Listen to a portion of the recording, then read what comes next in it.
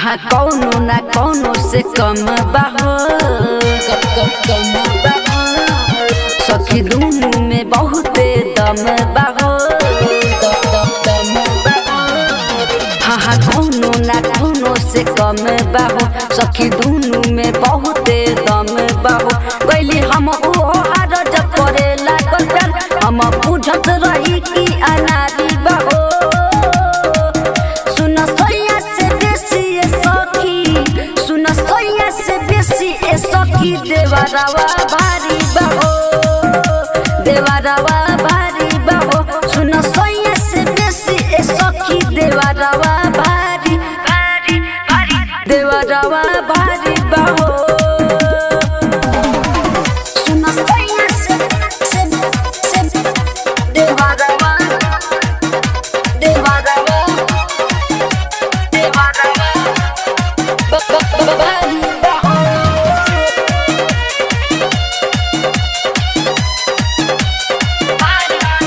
दिल सारी के नस भरी बाके हो पास लग गइल बा अब पाता हो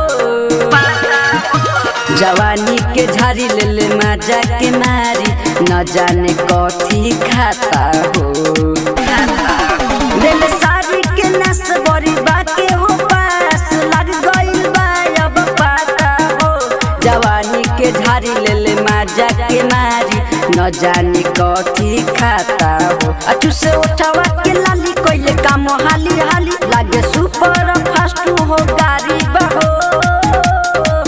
सुन सैया से बेसी ए सखी सुन सैया से बेसी ए सखी देवरवा भारी बहो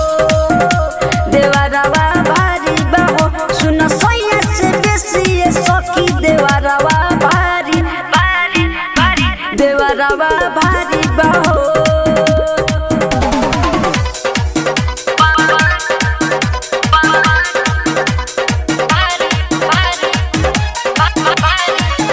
सुन सैया से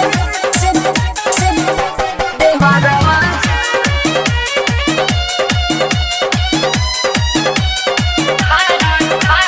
विशाल राजा चिखैले चीज ताजा हमरा के दिहले साजा हो पलंग पर सुतैले विजय खूब लगैले हमरा के धके पाजा हो